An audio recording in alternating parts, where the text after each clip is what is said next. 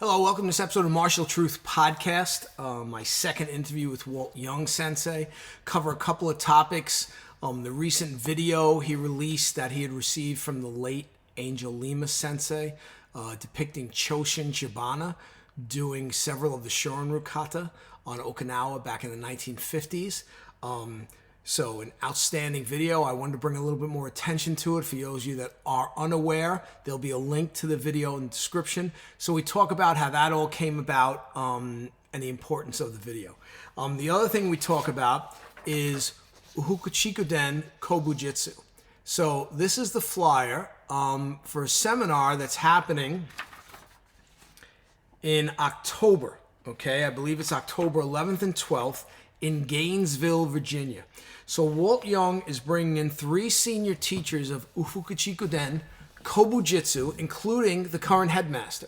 So here's the deal. In order to make this work, he needs at least 30 to 40 people to attend the seminar. I'm planning on going. It's a little-known style of Okinawan Kobujutsu. A lot of people haven't studied it. They do some interesting things. So those of you that are into weapons, this is an outstanding opportunity for you to have a little bit different type of experience in the Okinawan Kobudo realm, okay? I'm a long-time practitioner of Isshin-ryu Kobudo and Mariyoshi Kobudo. I've dabbled a little bit with Yamani-ryu, but this will be my first chance to do a little bit of this, and I'm really hoping that we can get enough people to go to support Walt to do this. And, you know, like I tell my own students, okay, when we would bring a teacher in from China or Okinawa or Japan, we'd say, okay, it's $300 for the weekend workshop. And, you know, some would go, oh, that's a lot of money. And I'd go, well, it's $5,000 if you go there yourself. So you can go to Japan or China and it'll cost you $5,000. But we bring Okinawa, Japan, or China to you for only $300. And then they would go, oh, yeah, when you look at it that way. So again, folks, we want these teachers to come here, right? Many of us can't afford necessarily to go to Okinawa. But for less than half the price of making a trip there, you know, we can go to Virginia and spend a weekend with these 3 teachers and learn a very interesting martial art. So please think about that. And there'll be a link to Walt Sensei's information in the description. Reach out for him, contact him. He'll give you all the details on the seminar, okay? So that's something I'm looking forward to, and I hope we can make that happen. We've got to support these things. Bringing over senior teachers from Okinawa, very, very important. So if you're unaware of it, now you're aware of it. Let's let Walt Sensei know we plan on coming, okay? And send him some money and get things going, all right? So I want to thank you all. We hit 16,000 subscribers. Okay, 16,000 for our little traditional martial arts channel. Okay, we're one of the largest traditional martial arts channels out there. Okay, over 16,000 subscribers now, 140 members. Videos have been viewed over almost 5.5 million times. Okay, so a lot of good stuff with our little channel here. And it's all because of you guys. Your support enables the channel to grow. So tell your friends, click the like button, share, consider becoming a member. All right. Appreciate all of you. Really, really want to thank everyone who continues to support the channel for getting us past that 16,000 mark. Now let's get to 17,000. Okay. So again, I just sit there and I just watch the numbers climb, and it's great. So I really appreciate you all. All right. So without further ado, let's go and speak with Walt Young Sensei for the second time about the Choshin Chibana video and the seminar he'll be hosting in Virginia with the teachers of Ufuchiku-Den Kobujutsu in October. Walt Young, welcome to the Martial Truth Podcast for the second time. Walt's here today. Is it a couple months now? 8 weeks, maybe 6 weeks, 7 weeks? I think so. It's been a while. It's been a couple of months. Okay, so Walt was nice enough to release a video showing Choshin Chibana and a bunch of other very young karateka doing karate probably back in the 1950s in Okinawa. And it's a great video. So I wanted Walt to tell a story about how this came about because it has to do with the late Angel Lemus Sensei, another really important figure. And just to bring more attention to the video and maybe highlight the fact that there's still stuff out there floating around that may pop up, that may show whether it's video or something in writing or something that every once in a while one of these little gems pops up. So, Walt, welcome, and please fill us in on the story of this video. Okay. So a lot of the story I've already put at the beginning of the video that I released. So I don't even remember how many years back it was that Angel first said he wanted to send me something, and he sent it to me, and it was the video you see at the end. From the way it was filmed when they put it onto, they took it off the 8mm to put it on the disc or whatever. They had actually flipped the video backwards, and I noticed that when I watched them do the first, Pinan Nidan, Okay. kata, they start going off to the right, and I go, oh, it's reversed.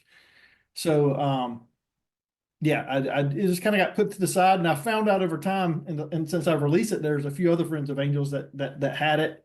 Some of them didn't even realize what they had.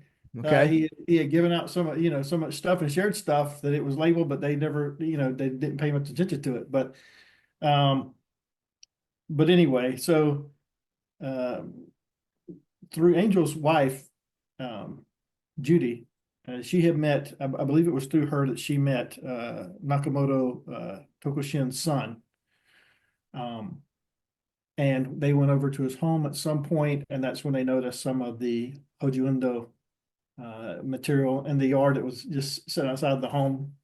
And so Angel recognized what it was immediately, started asking questions, and he's like, oh, that belonged to my father. He used to train. And he asked more questions. And then as he learned more and more about the dad, he asked to meet the father, and that just kind of spurred things on. So, and to their surprise, he had this 8mm footage that he had filmed. And Angel had said that he was really good friends with Higa Sensei, Higa Yuchoku, Okay. before the war, and had reunited friends with him after the war. He went to work back over there, I think, for the State Department, I believe it was, and reconnected with him. And after spending some time with him on the island, he eventually took him over, and he was training some with Chibana Sensei as well. And I did confirm that the video is taken in Higa Sensei's old garden dojo. That's at Higa's dojo. Okay. And Chibana happened to be there with the students, and they filmed him.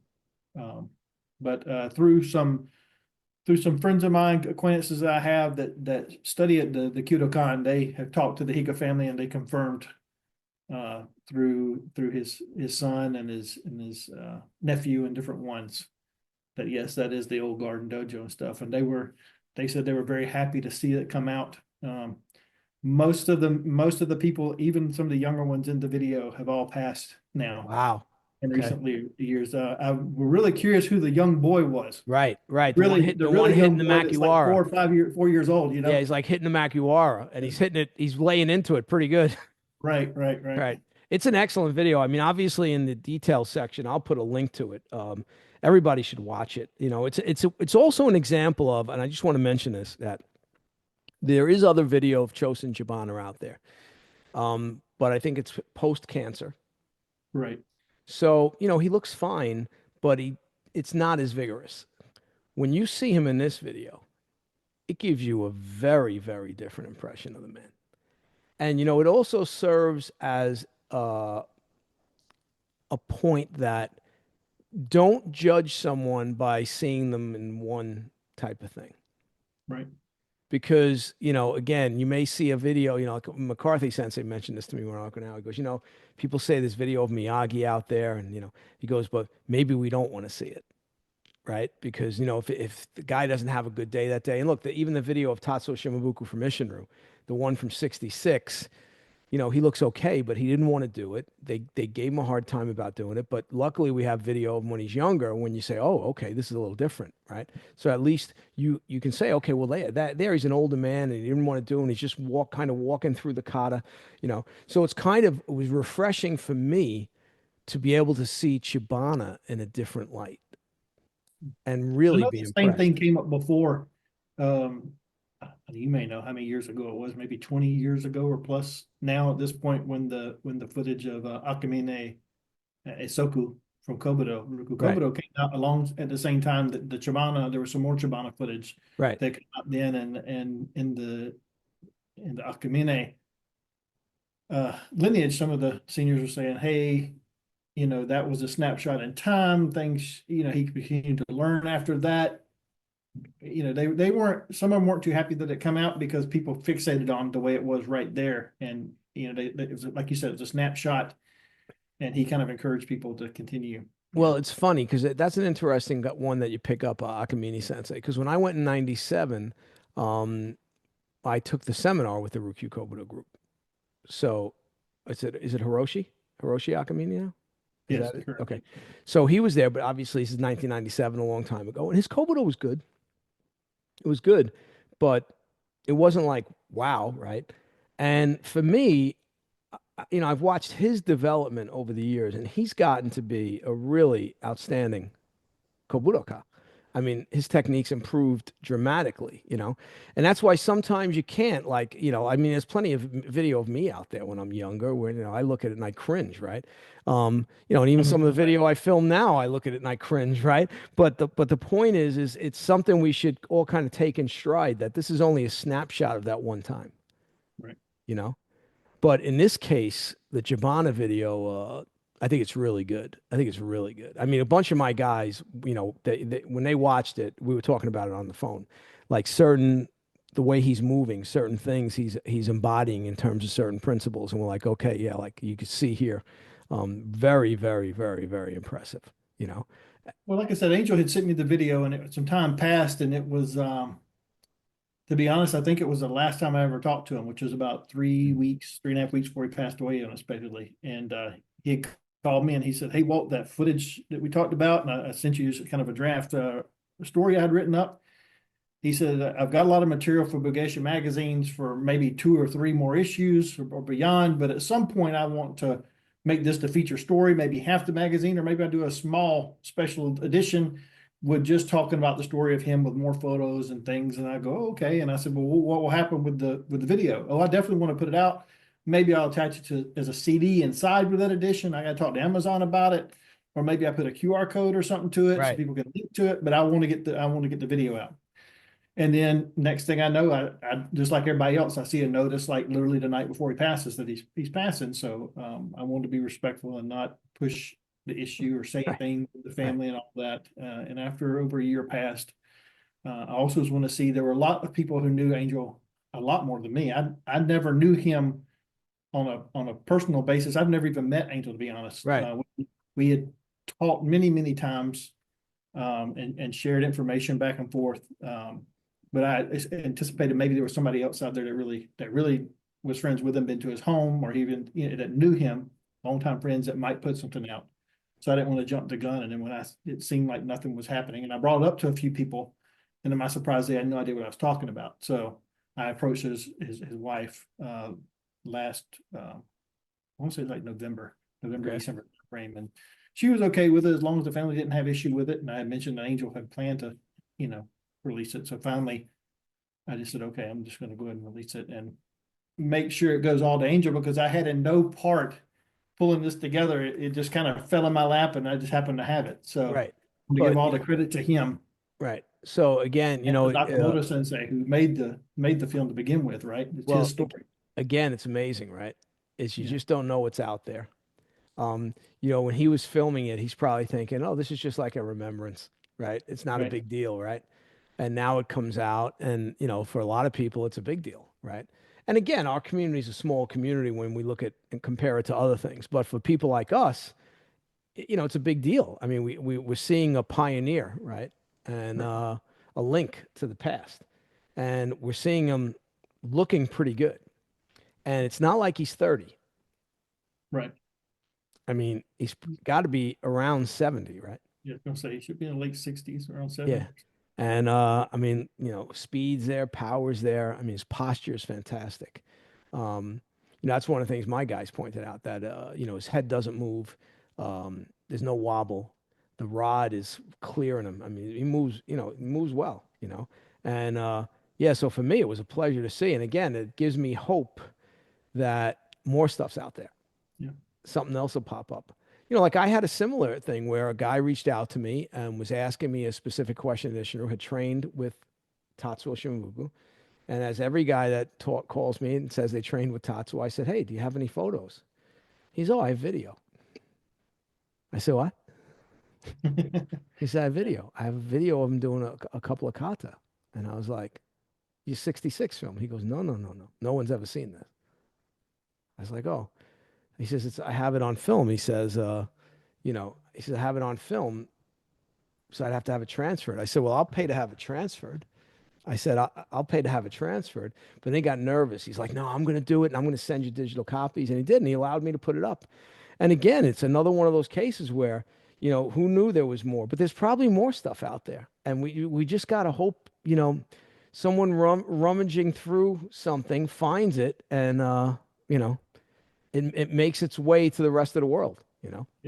And another thing I noticed on that video is like you see a lot of the older rustic dojos in Okinawa, especially from that time period, a lot of outdoor stuff is the fact that it seems to be more of it's like a club where it's not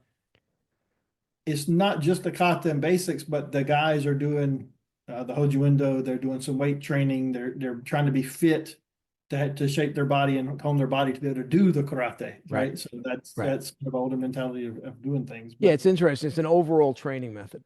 Right. You're not just focusing on kata sparring, right? They're doing a little bit of everything. And the important thing is to do it at a high level. You have to be in pretty good shape, right? So they're forcing their bodies to be in pretty shape. And those guys are in pretty good condition. Obviously, they were all young. God bless them, right? but even Chibana, I mean, Chibana's clearly in the video, he's in excellent physical condition, So, yeah, it's a fascinating video. Like I said, there'll be a link to it in the description. Hopefully more stuff comes out. Yeah, and I mean, thank God. Yeah, I was going to say, I've asked people if they're going to share it because, like I said, I've tried to make it the beginning to tell the story of Nakamoto, right? Tokushin, the man who filmed it, as well as saying this is from Angel, pay homage to him. Right. That they're going to copy it somewhere, copy the whole thing. Right. Well, some people, I knew this was going to happen. I knew it was. Oh, no, I've seen it already. You don't even have to tell me. I've seen it already. Yeah, in a matter of less than a week, people started just clipping out just the Chibana piece. Right. Yeah, the internet's a great thing. YouTube's a great thing. Every once in a while, I put my name in on a Google search. And then I put in videos. I click videos, and my videos are everywhere. Like they're on foreign websites I've never heard of.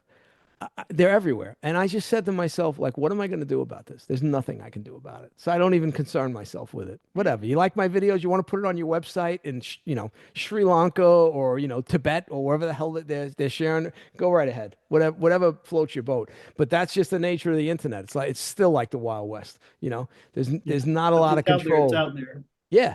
It's out there. It's out there. Yeah, I mean, once you put it out there, that's it. It's kind of hard to reel it back in. And people are going to, sadly, they're not going to pay attention. They're going to do what they want to do. There's a lot of unscrupulous people out there. There's nothing. It's hard. You can't really, it's hard to fight it. But the interesting with the video is, again, you talk about those young people and when they're doing kata, how relaxed they are. They don't come across as being stiff. They're very fast. The combinations are outstanding. It's interesting, right? Because, again, not as much yet of the sport influence. They're still kind of just cutting loose. Like they're interested in generating speed and power. Like they're still, you know what I'm saying? Relaxed but intent, right? Yes, yes. Intention, right? So, and again, it was nice seeing it with younger people, right?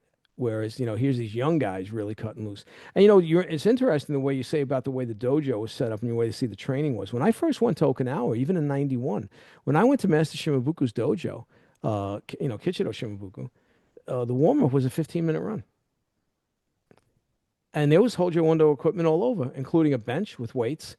Makiwara was outside. You had, the chishi and jars and different things.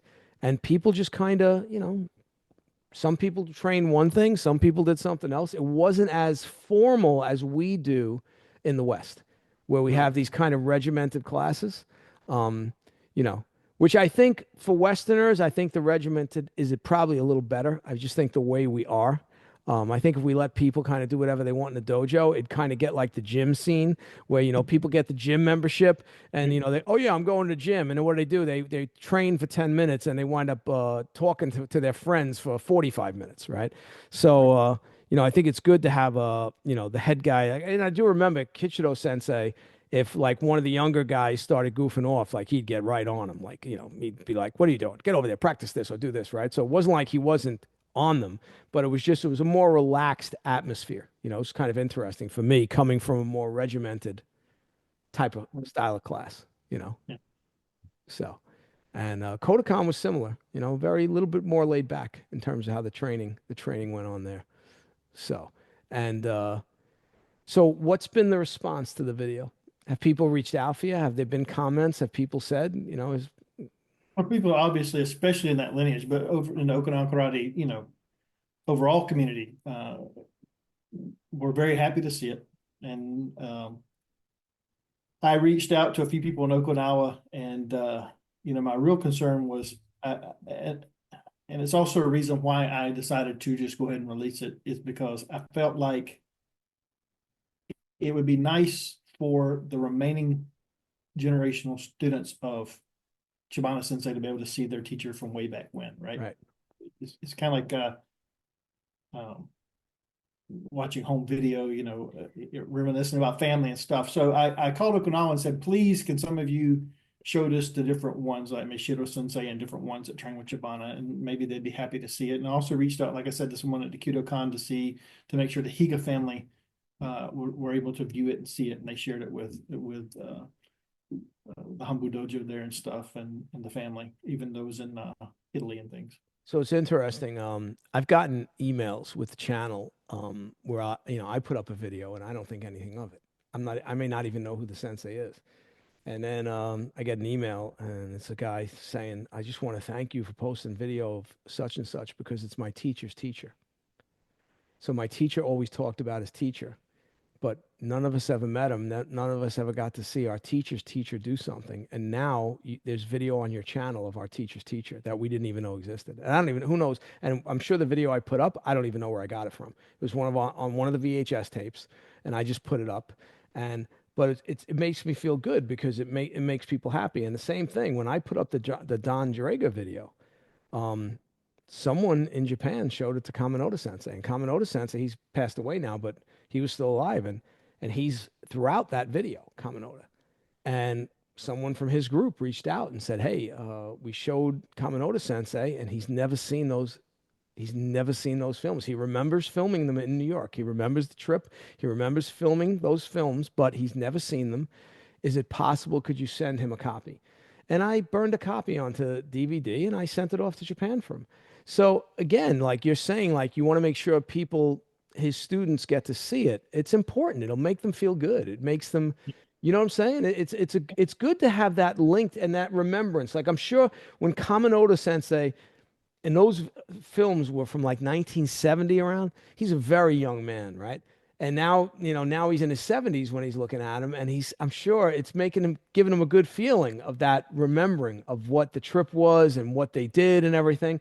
So it's good. I think it's a good thing, Yeah. My happiest moment was when I got word back that his youngest son, Yuchoku Higa Sensei's youngest son, viewed it, and he said it almost brought him to tears looking at it. He remembers being a child and being in that garden dojo training with his father. Right. So that's the good stuff. That's yeah. Again, those memories and stuff like that are important. And when you can rekindle something like that, I mean, it's great. It's like, look, it's like, you take a photo, you haven't seen a certain photo for a long, long time, and then all of a sudden you're rummaging through stuff and you find it. And immediately a flood of memories comes back, right? And it makes you, and as you get older, that kind of stuff becomes more important, right? Because as you get older, you become more sentimental. There's no ifs, ands, or buts about it, right?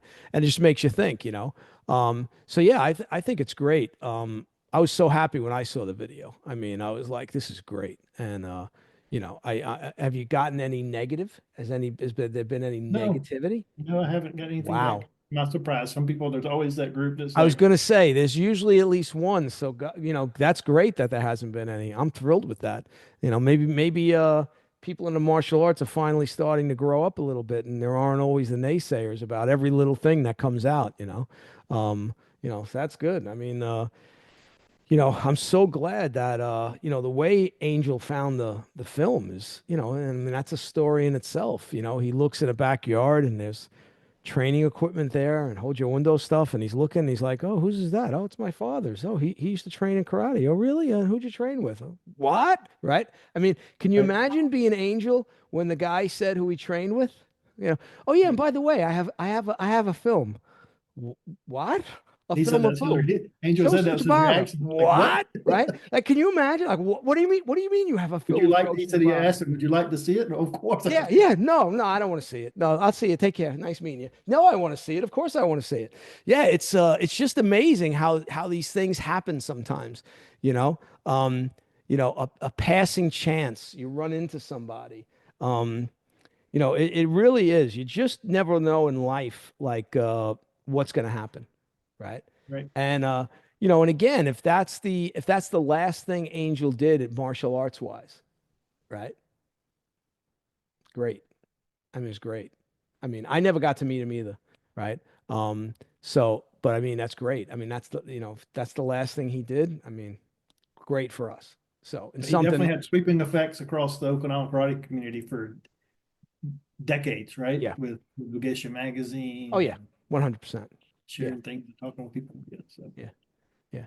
It killed me when that magazine went under initially, you know, and then he brought it back, right? But it's tough. It's tough to have a traditional martial arts magazine. In Japan, you could waiting to probably, see if another one will start up somewhere. They've been clear that Bugesha will not be re-upped. right, It's over with, but right. I'm waiting to Yeah, see if we'll yeah. I can decide. tell you now, I won't be doing it. Yeah, So, it's time consuming. It's very yeah, time. yeah. But I mean, who knows? Someone might. I mean, there's some magazines out there, but they're okay. There's a good article here and there, but a lot of them they're not great. It's just not. I don't. I'll be honest with you. I don't subscribe to any martial arts magazines. I mean, it's just not a lot there. Um, but so what else you got going on? Anything else you want to talk about? We know we're going to keep this one a I little just shorter, just but I the figured I just wanted to see if yeah. there's anything else you want to talk about you got going on. Just I've mentioned it last time I was here, the upcoming seminar with the Isa Oh, Sensei yeah. and Tamai and Kenjo Sensei still coming. Um, Trying to get that off the ground, as a sole person with a small, recreation department type dojo. Right. I have a huge I'll organization that can I'll read things. start mentioning it on some of the podcasts again, and I'll do a blast out to the channel members, and hopefully maybe you'll get some people to go. And And which I month will is it? say here, I was Which going to put month up is it later. again? What's that? Which month is it again? It's going to be October 11th and 12th. Okay. And that Saturday night, we're going to have a dinner at a location. I've reserved a room and everything over here. A few months back, I was looking at dates and some history and stuff, and it dawned on me that October 13th is the date they founded the Hozonkai for the Ufuchiku-Kobudo. Oh, And then I got to looking at the year. I'm like, wait a minute. And I reached back out to him. I said, this is the 50th anniversary. The day after the seminar is the 50th anniversary of the organization. wow. And they're like, you're right. And so we're going to have a cake and have a little Oh, cool. celebration dinner Saturday night afterwards. But we'll be training Saturday and Sunday. And they just reached out to me last time I talked to them last month. I do monthly training with them online.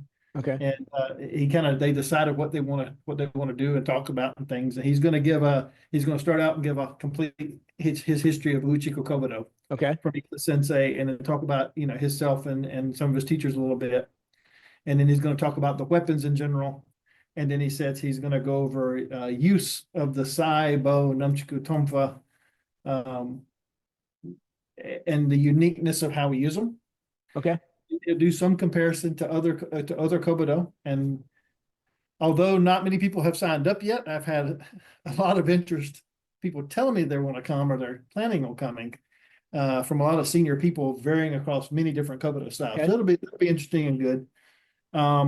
What's the closest airport? Dulles, Oh, so it's Washington. yeah, the Dulles Dulles Airport. Airport. Okay. And how So far is the site from Dulles? about 30 minutes, Okay. maybe a little bit longer. Okay. Um, so I do encourage people if they are going to come. I keep saying this on the event page on Facebook. Please go ahead and reserve a room or something, because I did not realize it till we started booking everything, and I went to get the hotel rooms for them, and it turns out there is a huge soccer tournament that occurs up here in the same area Okay. that same weekend every year. Okay. And so a lot of the hotels were beginning to fill up quickly. Okay. So just That's always the way, matter though, of fact, I decided to go Airbnb for them when they come, because it was just too difficult trying to get the hotels and things. So You know, a lot of times when I travel now, I do the Airbnb thing. It works out better. It's just a better thing, you know. he's also going to cover Gusan and the Katamiti. Okay. Uh, So why don't you he- explain what those are? So the Gusan is the 4 foot staff. I mean, Right. if as a staff, it's more like a Joe. Most people would Right. say Joe. Whereas Isa Sensei explained the actual Gusan is like a more rugged walking stick. But Okay. most of the time it's about 3.5, 4 foot long. But he's going to go over that, some applications with it. The Katamiti is like the Ryukyu tea, like the indigenous art for Okinawa. Okay. And then along with that, I've asked him to do some Nawa rope techniques Okay. with the tea. And so they were going to bring that back up with him. So hopefully he covers that. But yeah, it should be a lot of material. In 2 days. Yeah, and he'll be 84 years old. So I hope Yeah. he's still in good shape and everything. So Right. Well, you said there's more than one guy coming. and his two senior students will be Okay. coming. So yeah. So I mean, even if at some point they want to break into groups or something. I mean, when we used to have Gaki and Yogi Sensei come in, that's what we would do. So Yogi Sensei would take like the beginners, and then Gaki Sensei would work with the more senior people. And it worked out great every time we had it, because we always had beginners, right? You have a dojo, you're always going to have beginners, right? So yeah. He did ask for this though, because of the depth and things he wants to go over. No beginners is what he told me, signing up for it. Okay, so let's say I decide to come. Okay. So I haven't done that type of Kobudo. No. What he means is somebody that's never worked a bow before, never held sight before. No, that I could get. no That would be beginners. Yeah, that would be tough. So he he's said so it's as long as you impossible. have as long as you have some seasoning, you're okay. Okay. I'd originally said probably people that are brown belt in karate with some Kobudo experience, or Right. maybe 6 months to at least 6 months to a year of some Kobudo program. Have you Um, created a yeah. Facebook event? I did. Okay. Yeah. So you should blast that out at least once a week. Yeah, I need to do that more often. You should blast that out at least once a week. There might be some seminar pages on Facebook. You might be able to put it up on. I'm trying to think what else, but if I think of anything else, I'll let you know. But yeah, like when we bring in Master Chen, it's kind of built in now. My Taiji master, like we don't even have to, like, people show up no matter what. And then sometimes we're like, oh, this one we're not going to have as many people, and then all of a sudden we have more people. We're like, okay, where'd these people come from? So like, I don't think he's We are coming. limiting it to 50. We are limiting it to 50 people though, because of the Okay. space. I walked out in the gym, with one of my students' bows, a little bit of wiggle room between, and we barely fit 50 people in there, but we think 50 people will be all we can do. Now, will you have bows? I've asked people to bring their own. I've got local friends and students that have several bows. I've got plenty of bows up here to share and stuff, but Yeah, he's if gonna go I'm Sai. able to come in, that's the one issue. It's tough bringing a bow in. Yeah, and Sai and Nunchaku and Tonfa, like I said, Tamai Sensei had brought up Eku, and I said, well, Sensei, I can go buy at Home Depot or something, dowels for people to use, right. for the Joe, the Gusan, Right. And we can kind of share with Sai but Eku, I can't just on the fly make Eku. Yeah, it's tough because, again, it used to be easier. Like, I have a 10-foot long waxwood staff in my dojo. That's for Chen style Taiji. Yeah. And I brought that back on a plane with me from Canada about 22 years ago. And I literally walked up to the counter, and the thing is 10 feet tall. Yeah. And the girl looked at it and goes, "What's that?" I said, "It's a waxwood staff. It's for sports training. I got to check it in." And she's like, "All right." Yeah. But now if I walked up with that a thing that's 10 feet long, they'd be like, no, that's going to cost you this or that or whatever, or no, we can't check that. I'm just saying, like, it depends, right? Things have changed so much. Like I jokingly tell people when I used to travel to teach EI, I would walk on the plane with my sword in a case, and I'd ask the flight attendant, "Hey, can you just put this with your stuff in the front?" And she You're like, not doing "Sure." that now. No, no, you're not doing it now, right? But I laugh when I tell people that story. They're like, "No." I'm like, "Yeah, I used to walk right on the plane with my EI toe in a sword bag, 100%." Well, Tamai Sensei talked about bringing it. He said, maybe we can get some eku from the Hambu Dojo and bring them with us. I said, Sensei, I don't want you traveling with like 7 eku trying to manage those and how to help Isa Sensei, with the language and helping him out and things. So, Yeah, I was gonna say because Gakia, the first time he came in, he brought me a shield he made, and he also brought me two kumibo. Yogi Sensei brought me a pair of Shiredo Sai. So they brought him here, but then they left him here, and they're like, "Oh, these are gifts for you, Michael." I said, "Oh, okay, thanks." So they were lighter going back, except for the stuff that we gave him, right? But yeah, sometimes now traveling with all that stuff it can be difficult, you know. I do have an individual I was talking to down. I met him last year at a seminar, and he was making some Kobudo weapons, the fair prices, and he really good work. And so I went and visited with him a month ago. Our Ufuchiku Kobudo is a little bit different.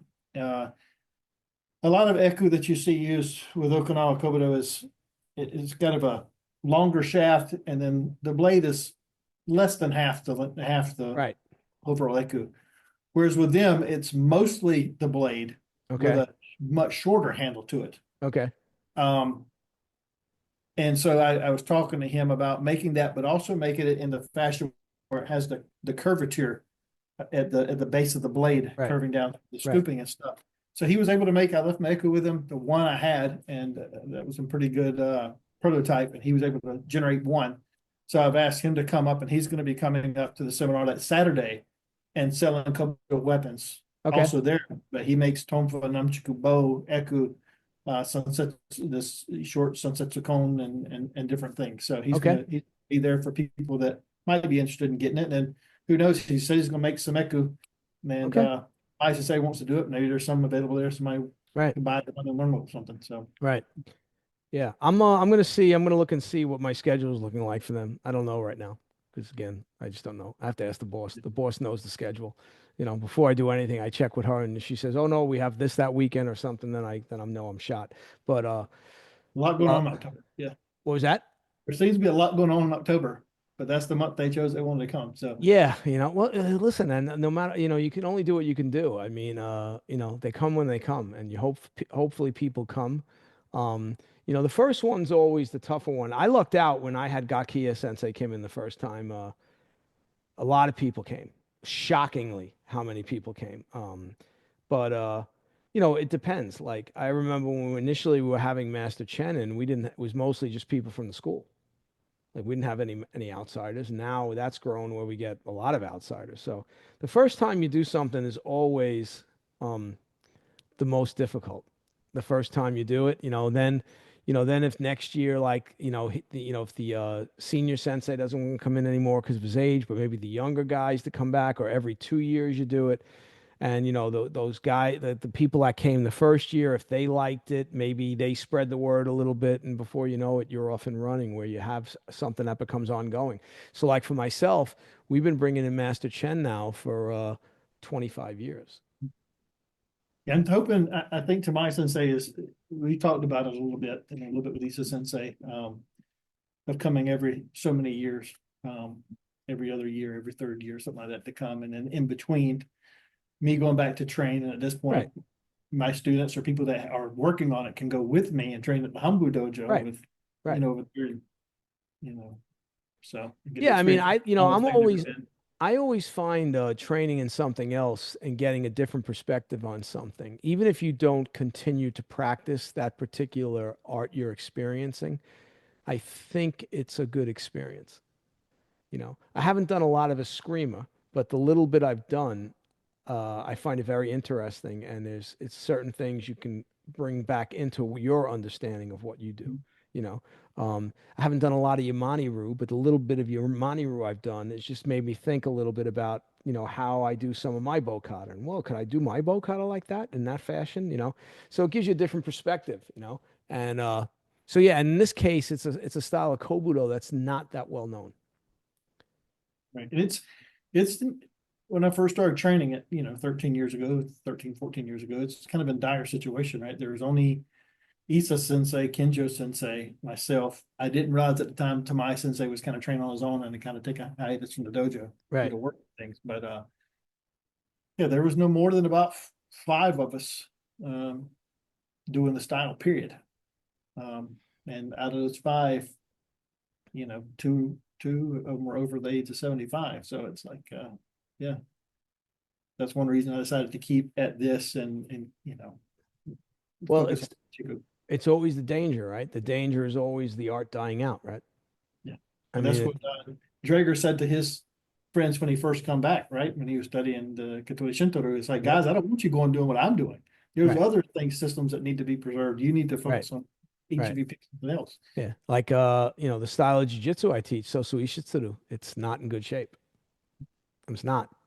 So, I don't know. I don't know if it's going to last another generation, And this day and time, it's harder and harder to get people into the smaller because the others have got such a foothold that the big ones continue to get bigger and the small ones continue to just dwindle down. And So in the case of an art like Sosui Shitsuru, the problem is the falling. A lot of people don't want to take the falls. And I know we had, you know who Claudio Rigoli is? I do not. So Claudio Rigoli lives in Italy. He's an author. He's a good friend of mine. We know each other forever. A senior student of Sugino Sensei and Katori Shintoru, senior Kendo Sensei. He's done a lot of martial arts. Um, when he came into my dojo, he asked if he could attend a jiu-jitsu class when we first met. And he came in and watched. And at the end, he goes, I can't believe the falls you guys take. Like he goes, I can't believe the falls you guys take. And I says, yeah, but he says, but you guys get right back up. I said, well, if you fall right, you're good. If you fall wrong, you got a problem. But a lot of young people, they don't like that physicality. They don't want to take those hard falls. They don't want to get thrown into a mat, you know. And so again, society's changed a little bit. Look, men have gotten a little bit more wimpy, sadly, right? So you hope that maybe that turns around, but who knows. But well, we'll get the word out about the seminar, and hopefully hopefully you'll have a nice turnout. I mean, you got 3 airfares and stuff like that to cover, right? So I've been there, man. A lot of it I've already done up front on my own. Like Okay, yeah, I've been there, man. I feel with your that, I've pain. had to say, okay, what is my drop dead where I have to turn everything off? And I've had that conversation with Tamai Sensei. It's Right. like, if we get to this point and it doesn't look like it's going to happen, I don't care if people tell me they're interested and they're going to come. If I don't have something by a certain point, I have to cut so I can recover. I can't take Right. that big of a loss. And the flyer you sent me, does that have the price on it and everything? It does. It does. Okay. And the event page has a flyer to it. I set up an online checkout where you can register for the event and stuff, and Okay. you can pay for the event, and then for the dinner it's separate. Okay. Fee for the dinner, but that'll cover the meals. And for Saturday, because how you doing the dinner? It's one it's going to set. be It's one set price, or yes, one set price, okay. and it's BJ's brewery. Yeah, I'm just saying because I've done this a lot, and the dinner, we let it's people buffet know. style. They're going to have like I think we're doing okay, cool. steak or chicken, and then That's there's great. sides and a salad, and then we're going to have the cake there. Yeah, it's best when it's one set price. What we normally do is we'll go out to a dinner here with the teacher that's in, and we just let everybody know, okay, we're going to go out to dinner. Who wants to go? Okay, so this is the deal. The check comes. I pay for Master Chen as part of my share, and the bill is just split. We just divide it up by whoever number of people there. And I don't drink, so I don't care if I'm paying for someone else's drinks. But this way, I don't want to hear any complaints. That I only bought a salad. Then don't go, right? Yeah. And we always do that. Nobody ever seems to have a problem with that. And a lot of times, actually, people will actually say, "No, Sensei, we're paying for you and Master Chen," which is very nice. They don't. I tell them they don't have to do that, but sometimes they actually do that too, which is very nice. So. Yeah, and with 50 people, opening up to 50 people to come to the seminar that day, I don't know if 50 people are going to come that night. Right. On top of that, some of my students being younger, their parents or some, my wife might want to come. So I may end up with quite a few people. Right. So for catering of that size, they needed to know ahead of time. Right. And so, I kind of had to arrange things. So that's about the only way to do it. It was Okay. to do Yeah. Yeah. No, that's the only way to catering. do it. Yeah. And look, like I said, every time you do something like this, it's a crapshoot. Yeah. And for lunch, because everybody's paying to come for the 2 days, I've tried to keep the cost as low as I possibly could. And still take a little bit of loss of my own, but Mm. I'm leery. Been there, I'm done very, that. very much aware of the situation right now in the country. People, a lot of layoffs and things happening Yeah. for things. So, just I'm very aware of that. But I did want to provide lunch that Saturday. So I catered to have a guy come and bring a barbecue meal at lunch that Saturday. Okay. So everybody All will be right. off. Cool. So yeah, I'm gonna look. I'm gonna look and check with my wife because it's an opportunity for me to do something a little different. So We'd love to have you. yeah, I'd love to come. So hey, you think you'll let us film the lecture? I don't know. That'd be We something. normally don't film in the dojo, so I don't know. Oh my But then again, God, he's that would be never taught out something though. public.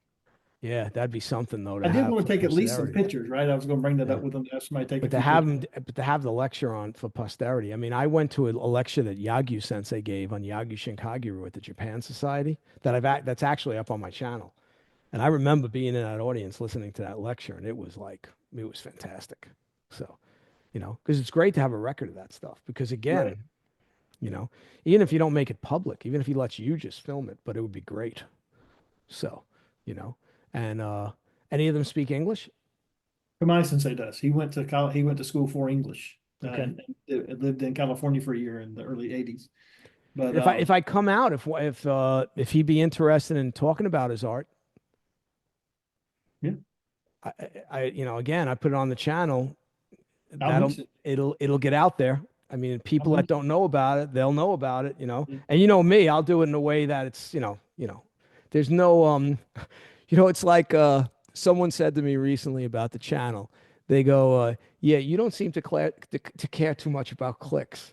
And I said, "Yeah, no, I really don't. It is what it is. I mean, I'm trying to make it grow a little bit, but I'm not getting crazy about it because again, I just can't devote like the guys that are doing this kind of stuff full time with these channels, God bless them, but I don't want it to get like that. Right. I want to, like I'm interviewing, like at you today, I'm interviewing a guy from Filipino martial arts next week. That should be good. I've got a Goju Sensei coming up. I've got some other people coming up. So, yeah, and I'm trying to also get out with, get out of just my arts. You know what I'm saying? Like I'd I do. love to, so so I mean, if I'll find out and see what my wife says and figure it out. Look at what flights are and stuff like that and different things, and yeah, maybe I'll try to come out. You Yeah, know? so they're going to be here for a week and a half or so. So we're going to go. They wanted to sightsee a little bit in Yeah, DC. sure, of Then course. they told me they wanted to go to Philly. So apparently we're going to Philly for a couple of days up there and S- sightsee and tour around. So, it's funny you said that. The first time Gakius came, he said, "We want to visit Philadelphia." So we took him down there. We took him around, and I could tell afterwards they weren't. They were a little bored. We took him to Ellis Island. We took him to the Statue of Liberty. We took him to Empire State Building. That was very different. And the one thing Yogi requested was to visit Ground Zero because it was only they were supposed to come on 9/11. Hmm. 9/11 hit. They were supposed to arrive like literally 2 weeks later. We had to cancel the whole thing. And then we pushed it forward, and like 6, 7, 8 months later, they came in, and Yogi said, "The only thing I want to see is I want to see Ground Zero." And I luckily, Tayani Sensei was head of security for a big building right next to Ground Zero. Tayani Sensei was actually trapped in the building for 3 days after Ground Jeez. Zero. Yeah, he's literally right next to the World Trade Center. And he took us up to a floor, and they got to look out over. And I'll never forget, Yogi Sensei started to cry. And he said, "This reminds me of the war." you know, he's born in 1934, right? So he lived through Yeah. World War II. So he says, it reminds me. So he says he kept pointing, says, my heart. So yeah, you should take him sightseeing. It's their first time here, right? It is. Yeah. And I remember when I first started bringing people in for seminars, I always wound up paying out of my pocket. Yeah. And I did It's ask, just, I said, guys, what is there something that you want to see in Philadelphia? Because for me, I'm a history buff. I like history. So when Right, I right. still I do Philadelphia two or too. three times Right, since I lived here, and I'm going down to the Liberty Bell, right, all the historical sites and stuff. right, But for the time, I'm like, them being Japanese in Okinawa, maybe right, they don't care about that. So I'm like, right. what do you want to go see?